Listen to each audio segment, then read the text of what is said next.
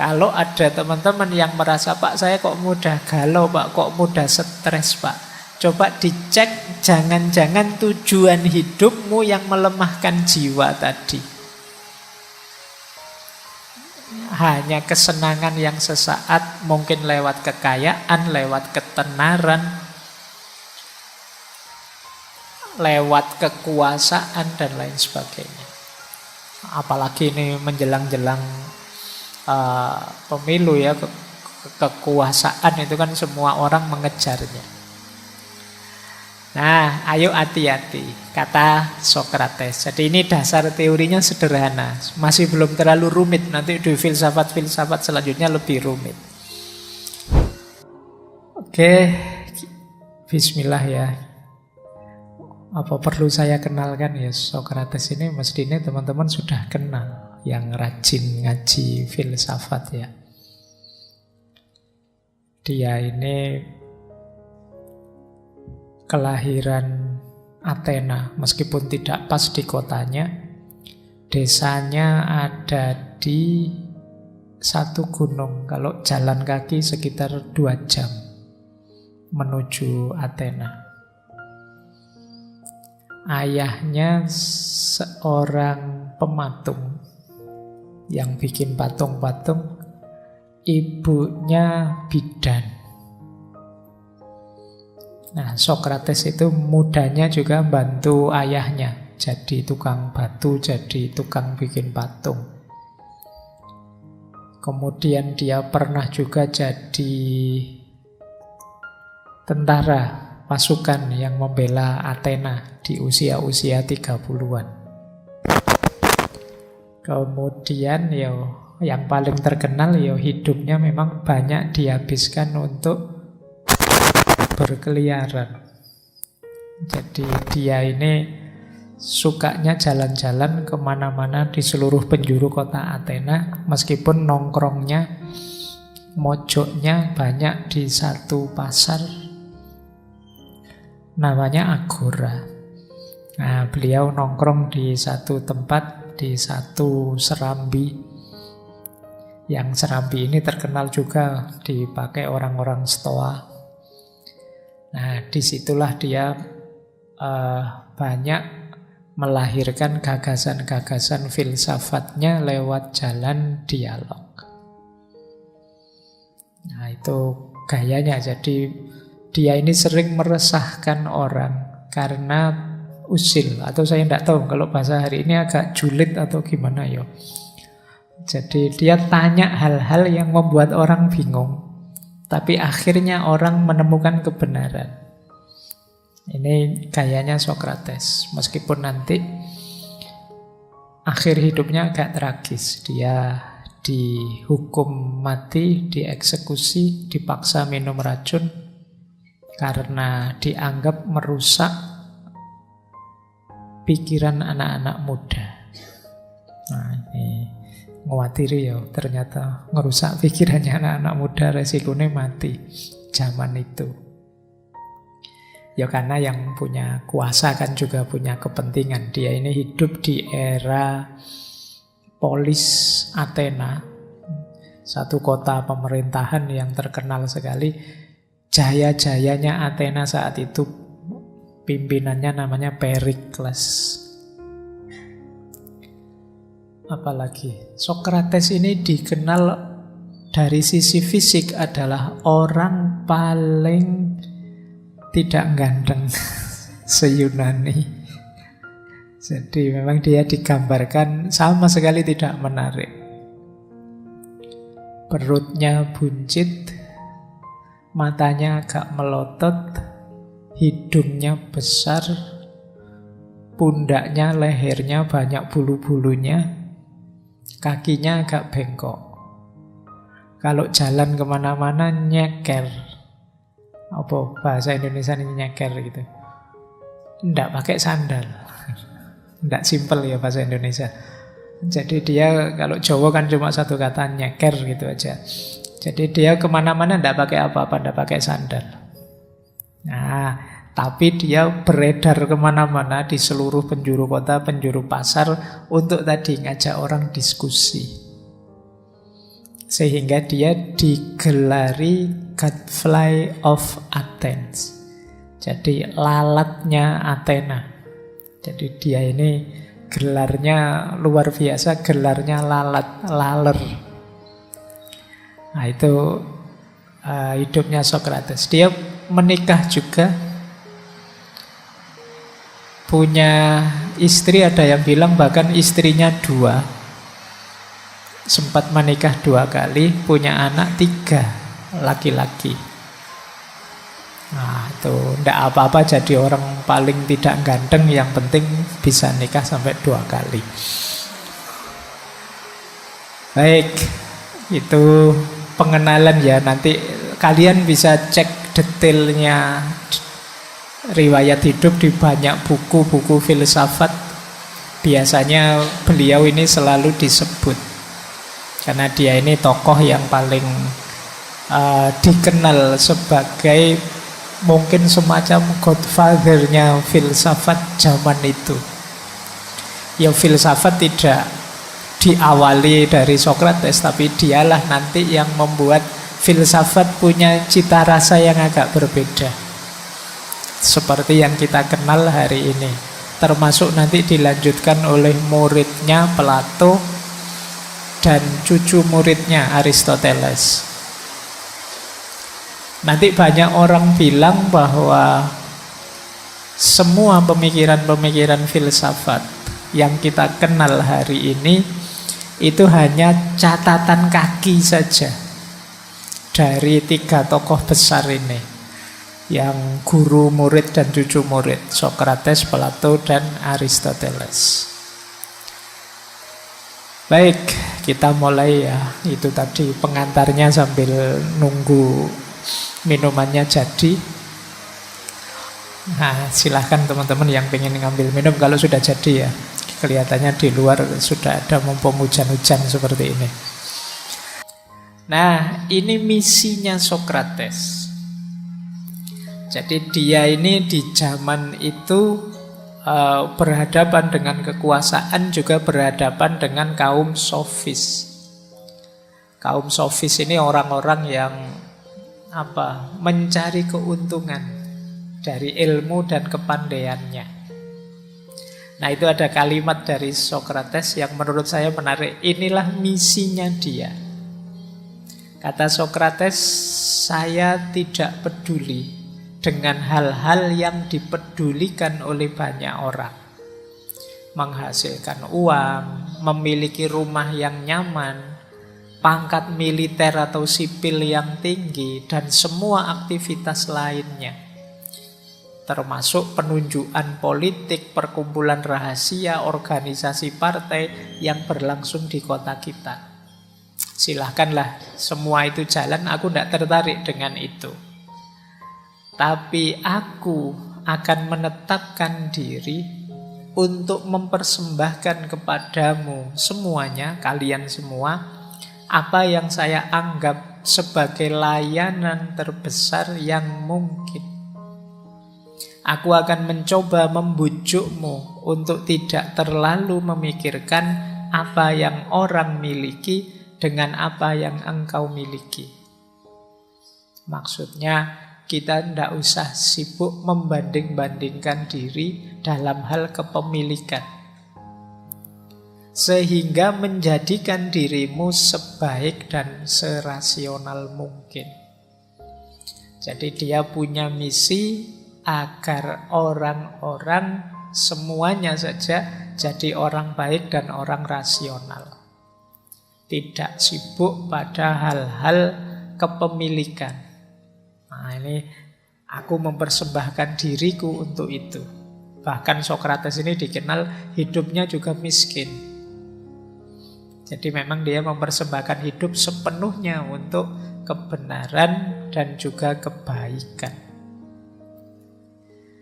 Baik, ya ada yang bilang, tapi ini perlu diteliti juga, jangan-jangan dia nabi. Ya wallahu a'lam, karena nabi itu kan sekian ratus ribu. Kita kan memang hanya mengimani 25, tapi yang lain kan kita tidak tahu. Ada yang bilang bahkan menulis buku bahwa Sokrates ini sebenarnya dialah yang oleh Al-Quran disebut Luqmanul Hakim. Coba dicari buku itu. Saya tidak bisa menyampaikan di sini, itu argumennya panjang lebar sekali. Kalau di buku itu disebut Sokrates ini kulitnya hitam.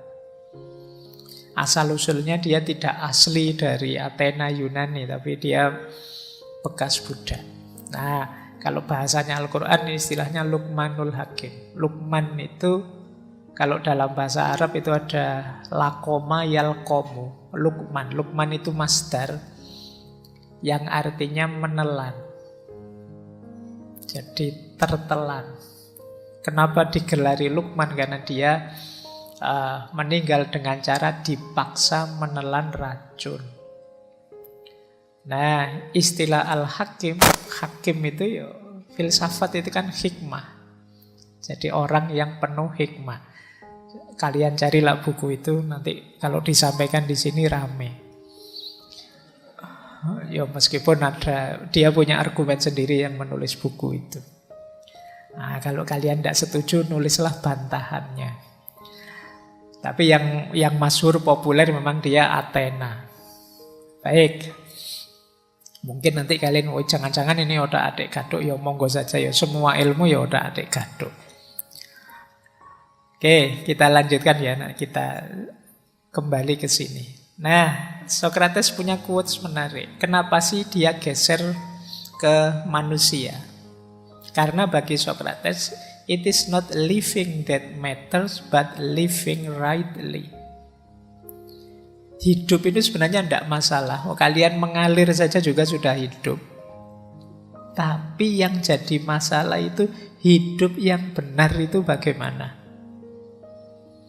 Kalian kan rutin hidup selama ini mengalir saja kan bisa. Ikut yang lain Pak, yang lain sekolah ya sekolah, yang lain kuliah ya kuliah, yang lain kawin ya kawin, kerja ya kerja. Nanti punya anak, mengalir saja bisa. Kalau sekedar hidup ya bisa. Tapi masa hidup sekedar hidup? Nah, maka yang lebih penting apa? Living rightly, hidup yang benar. Seperti apa?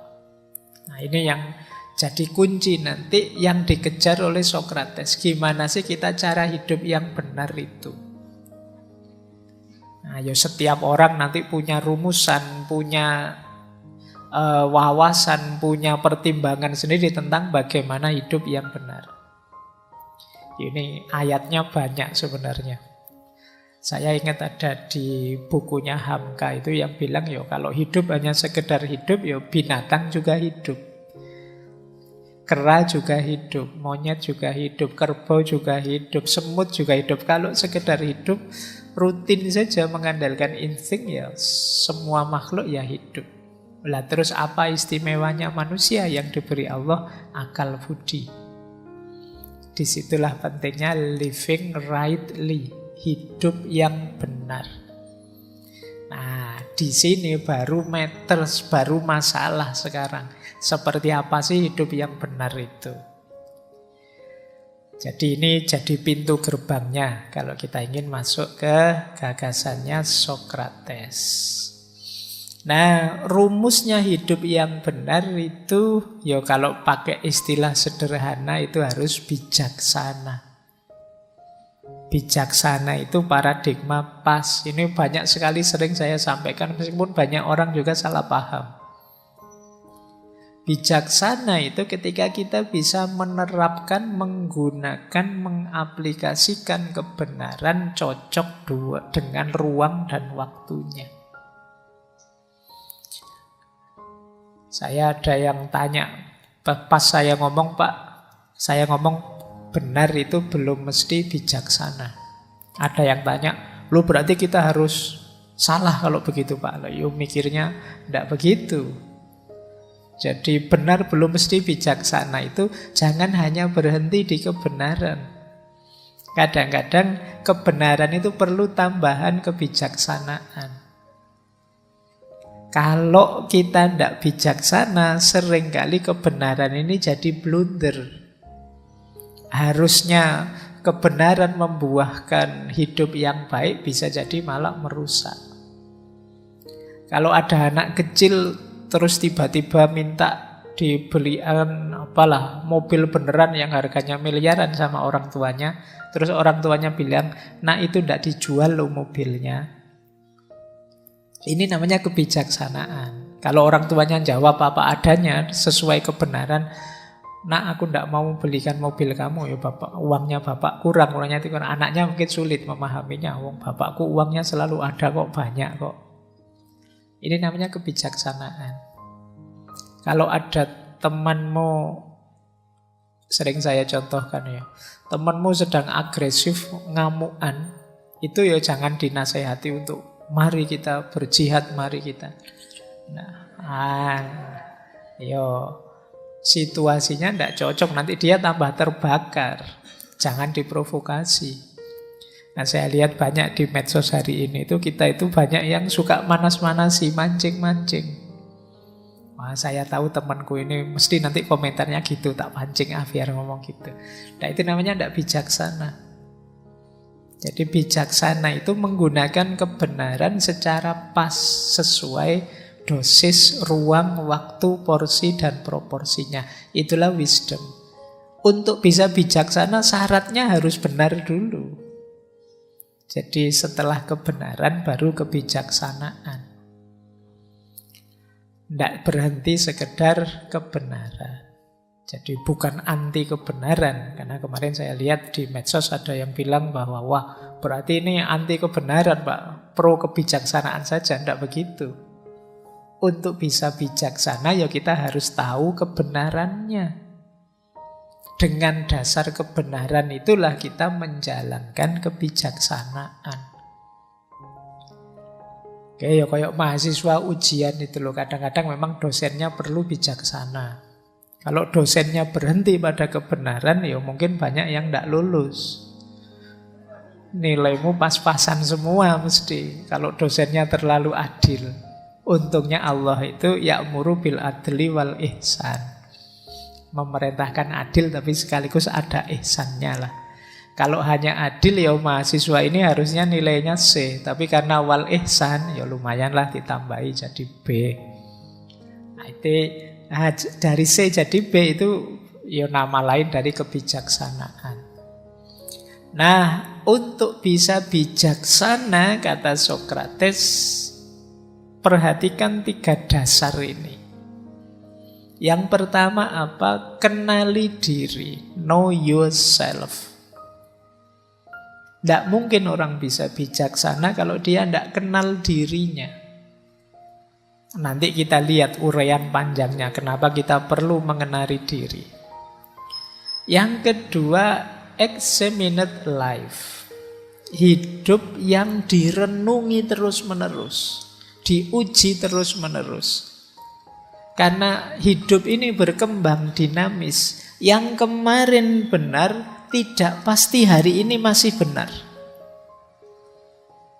Itu gunanya examined life. Hidup yang selalu ditanyakan lagi apa iya. Masih harus ini, masih harus begini.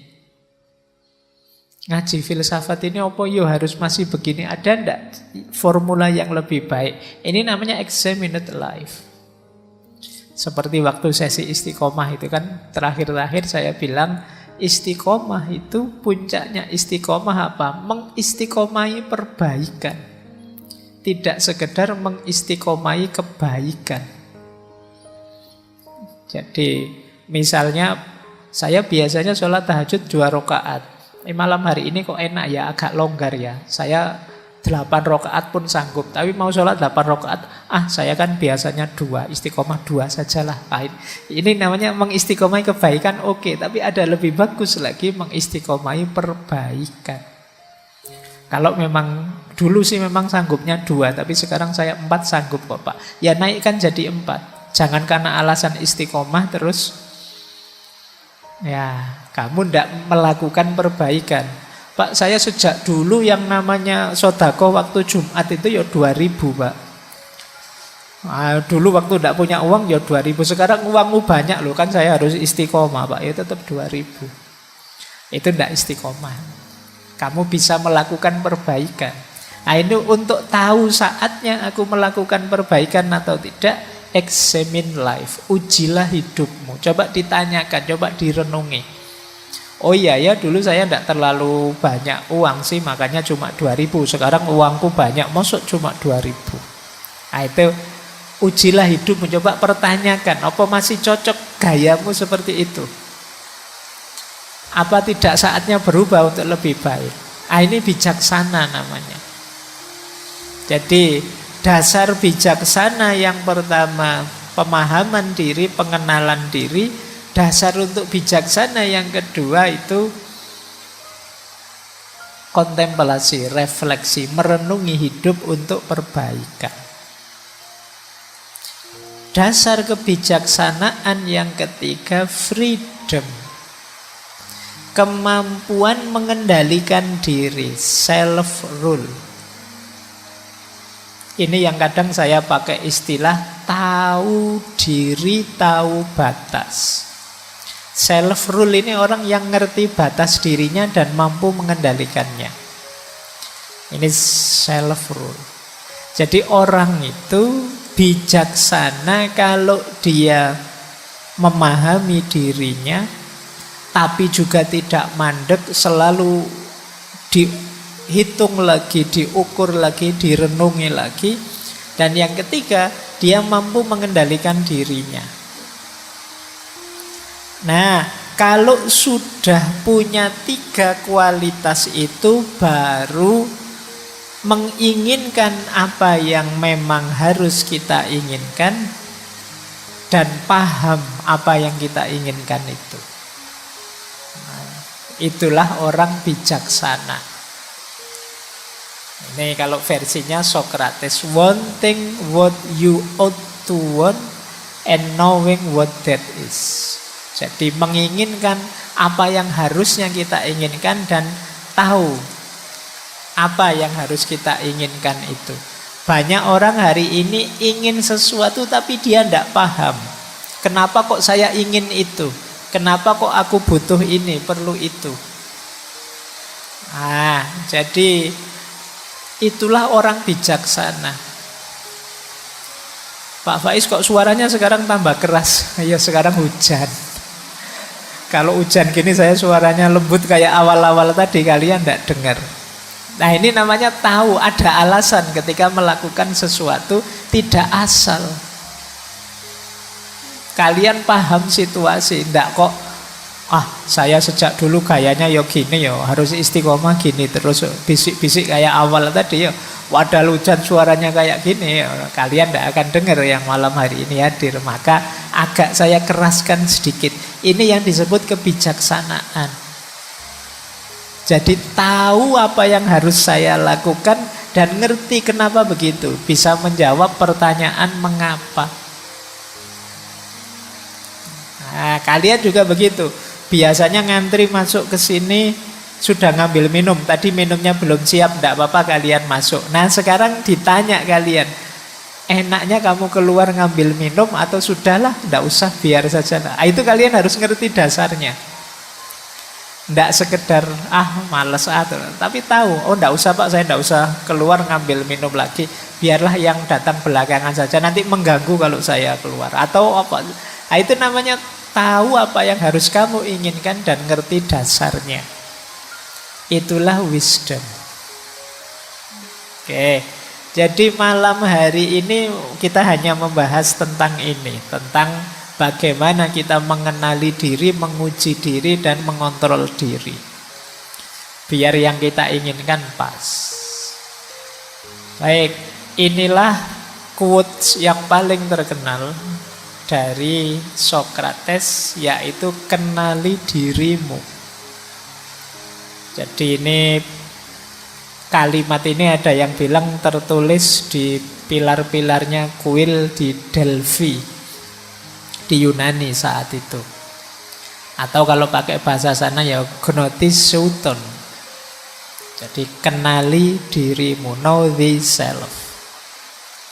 Ini masyhur sekali quotes ini di Yunani saat itu, karena saat itu Sokrates dikenal sebagai orang yang paling bijaksana di Yunani. Jadi ada cerita muridnya Sokrates ini satu ketika tanya pada mungkin peramal atau dukun atau orang tua yang paling dimuliakan saat itu di kuil Delphi. Dia tanya, kira-kira ada ndak orang yang lebih bijaksana dari guru saya, Sokrates? Jawabannya peramal itu, ndak ada. Jadi di seluruh Yunani itu dialah orang paling bijaksana. Dan ini memang terkenal sekali. Jadi puncaknya memang kalimat ini yang ditulis di kuil Delphi. Kenalilah dirimu. Dan itu yang di bawah juga kalimatnya Sokrates sendiri. Secara umum mengenali diri itu who we are, siapa kita. Who we should be, siapa kita yang seharusnya. Dan yang ketiga, who we will become, siapa kita nantinya. Nah, yang terakhir ini, kita ingin jadi apa sih? Hari ini kita itu apa? Idealnya kita itu harusnya bagaimana? Dan nantinya kita ingin menjadi seperti apa?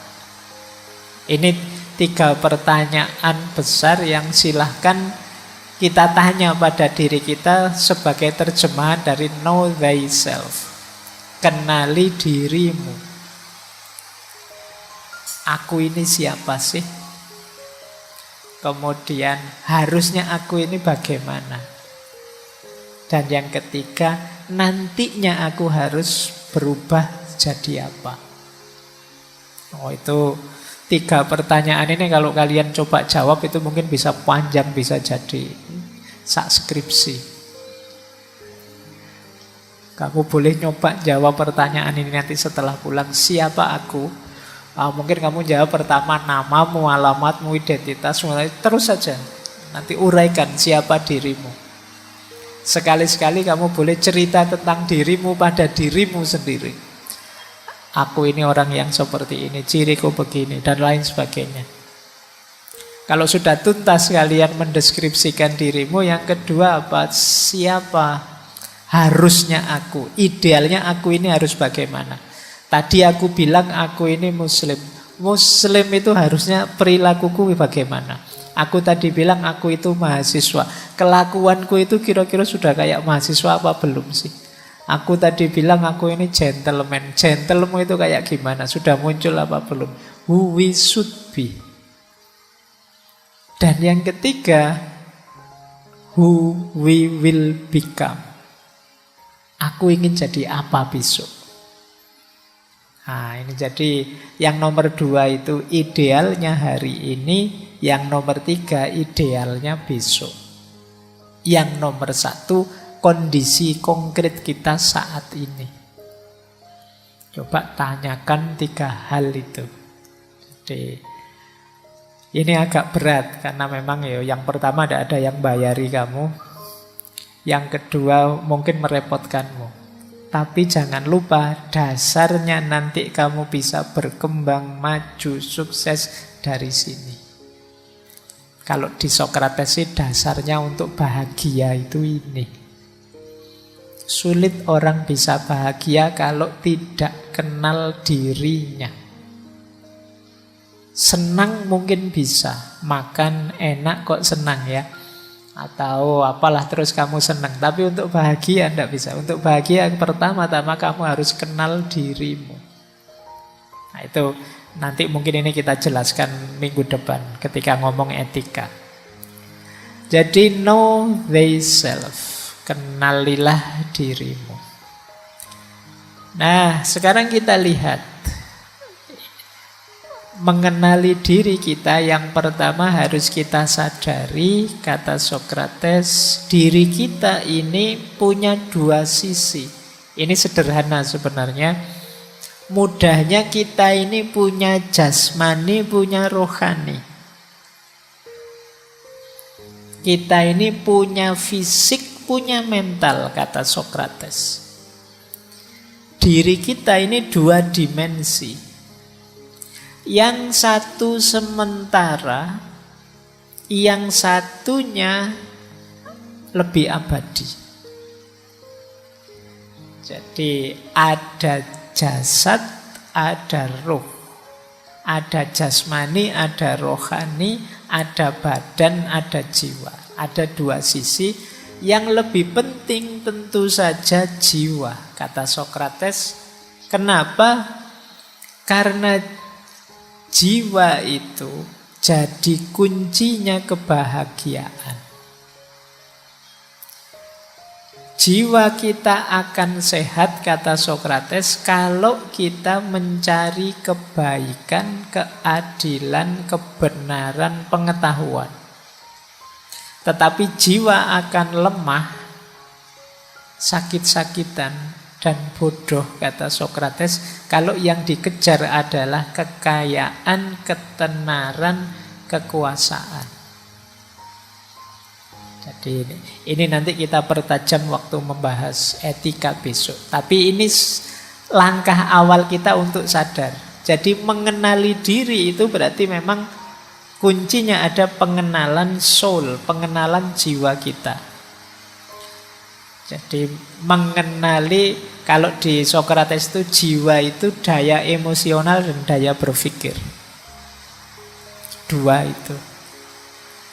Nah itu kalau yang kita kejar hanya yang materi-materi, kesenangan-kesenangan sementara, jiwa kita akan lemah. Untuk sehat, jiwa itu harus diberi asupan kebaikan, kebenaran, keadilan, pengetahuan. Jiwa kita akan sehat. Saya tidak tahu jiwa kita selama ini teman-teman ngasih asupannya apa. Hari ini kan orang mungkin merasa bahagia dengan ketenaran, bahagia dengan kekuasaan, bahagia dengan kekayaan. Ya kalau kita fokusnya ke situ, jiwa kita akan lemah. Jiwa yang lemah itu tidak tangguh. Jiwa yang tidak tangguh itu berarti ada kesulitan sedikit saja, dia akan mudah galau, mudah stres. Itulah mengapa orang hari ini banyak yang stres. Yang dikejar keliru. Loh Pak, apa ndak boleh Pak kita kaya, apa ndak boleh kita terkenal, apa ndak boleh kita masyhur dan lain sebagainya, boleh. Tapi itu jangan jadi tujuan. Itu anggap saja efek sampingnya saja dari kebenaran, kebaikan, keadilan, pengetahuan. Jadi itu bonusnya, kalau pakai bahasa bulan lalu itu karomahnya. Karomah jangan jadi tujuan. Tujuannya tetap keadilan, kebaikan, kebenaran, pengetahuan. Kalau ada teman-teman yang merasa, Pak saya kok mudah galau Pak, kok mudah stres Pak, coba dicek, jangan-jangan tujuan hidupmu yang melemahkan jiwa tadi. Hanya kesenangan yang sesaat, mungkin lewat kekayaan, lewat ketenaran, lewat kekuasaan dan lain sebagainya. Apalagi ini menjelang-jelang pemilu ya, kekuasaan itu kan semua orang mengejarnya. Nah, ayo hati-hati, kata Sokrates. Jadi ini dasar teorinya sederhana, masih belum terlalu rumit. Nanti di filsafat-filsafat selanjutnya lebih rumit.